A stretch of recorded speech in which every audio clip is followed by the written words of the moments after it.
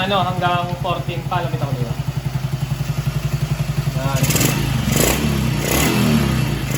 Yan, hanggang 14.3. So, ibig sabihin, tama yung ginawa nating pag full wave nito, no? So, paano nga ba natin siya pinull wave? Ayan.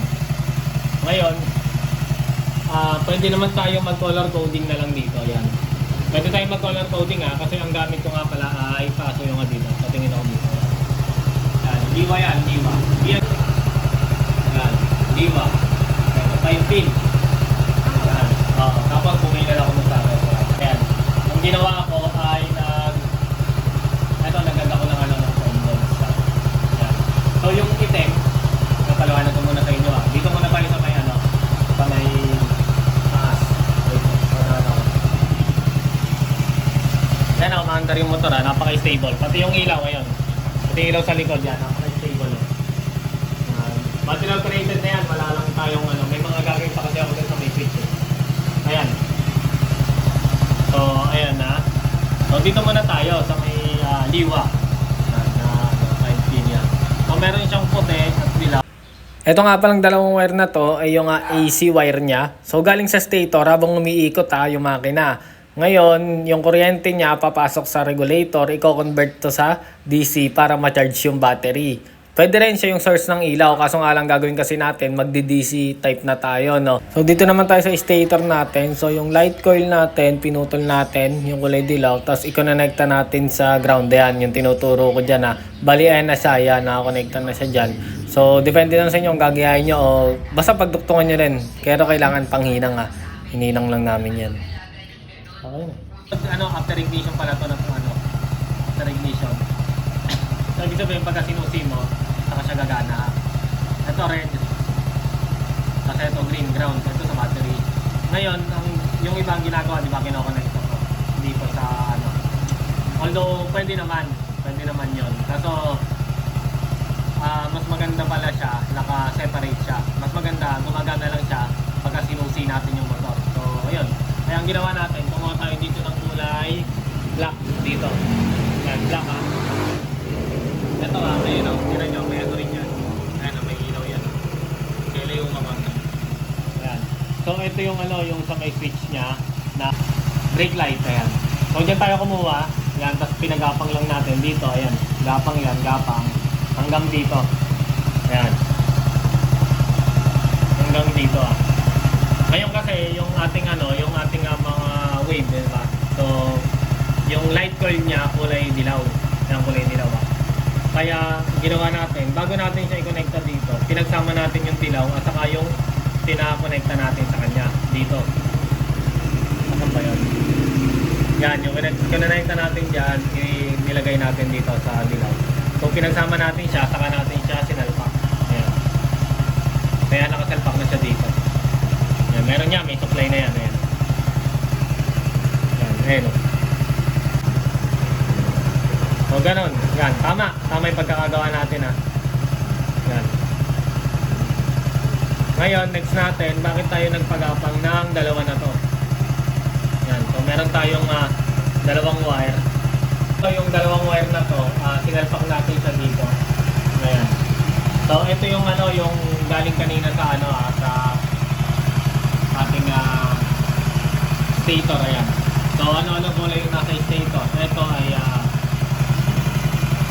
bale, ito nga palang ating black and red yan. CDI source coil yan So naka-recta yan sa CDI. Tapos ito nga yellow ay dating light coil, tapos yung white charging coil. Pero ngayon, parehas na silang charging coil kasi nag full wave na tayo. Tapos yung isa naman natin, pulsar yan. So nakadiretso rin sa CDI yan. Ngayon, ang ginawa natin dyan, para since battery operated na tayo, ang ginawa natin, pinutol na natin yung white at saka yung kanyang kulay dilaw yan. Para wala na tayong ibang problemahin pa. Hindi natin nahanapin pa yung mga ibang wire na kailangan natin sa kanya. Kasi gagawin nga natin na battery operated na siya. Dati kasi lang siya yung light coil. Ayan. So yung pagka niredondo natin, saka lang nagkakaroon ng magandang magandang ilaw Pero pagka hindi, papatay-patay naka-half weight pa kasi siya noon. So ito na yung dalawang wire na yon. Ang ginawa ko, kumuha lang ako ng ganito. Ito yung sa akin. Baka man malito kayo ha. Itong dalawa nakasalpak yan dati dito. Yan. So kumuha lang ako ng ganitong sa akin para ito nila itatakpan ko. Ganyan. Para kung sakaling magbalik ako sa stock, okay lang ano. Yan, okay lang. Ngayon, so bakit nga ba natin siya pinutol? Yan, para kasi ang gagawin natin nga dito ay battery operated na. Ngayon, pag ginawa natin siyang battery operated, yung light coil niya, wala na yon. Ano? Ngayon, kung hindi natin siya puputulin, ay hindi siya battery operated kasi doon pa rin siya kukuha ng ano sa AC natin, ano, AC input pa rin. Kasi AC input na yan parehas eh. Magiging AC input na siya parehas. Ngayon sa AC input pa rin siya kukuha ng ilaw, ano, edi magbi-blink-blink pa rin, di ba?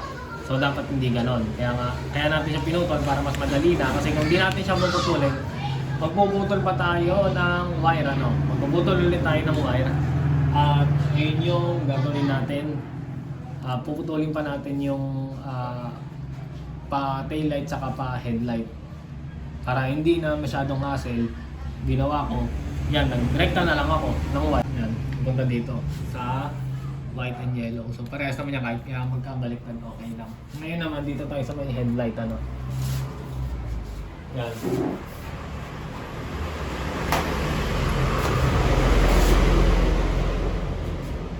Ngayon, para natin malalaman na tama yung ginawa natin, ha. Tama yung ginawa natin na doon nga battery operated siya. Yan, so yan, open natin to. Open natin ulit yan. Ngayon dapat ito, pagka tinap natin to sa yellow, ay magkakaroon siya ng ilaw. Yan, so asan yung yellow? Ito yun, ito. Ayun. Yan. Ibig sabihin tama na pagka sinusilang natin, saka lang gagana yung mga ilaw niya, di ba? Ayan o. Pagka pinatay natin, yung susian, patay. Pag inopen natin, yan. So, tama. Nakakuha na tayo ng ano dun sa ating DC. So, after ignition. Yan. So, anong kulay yon? Kulay? Ano lang yan? Kulay black. So, yung black at saka yellow, pinagsama na natin siya. Pakita ko sa inyo headlight. Ito rin o. Pati dashboard nga pala dito, ano, battery operated na. Ayan. Pati dashboard, battery operated na. Okay. Salpak lang natin to para sure ball tayo. Hindi ko pa kasi to sinasara kasi mag-aano tayo, magbubuo pa tayo. May mga kulang pa tayo, mga switch ay ano. Yan guys. Ayan, napaka-stable, di ba? Oh. Ayan, stable na lang. Oh, yeah. Yan. Ayos na. Battery operated plus full wave. Done. Okay na.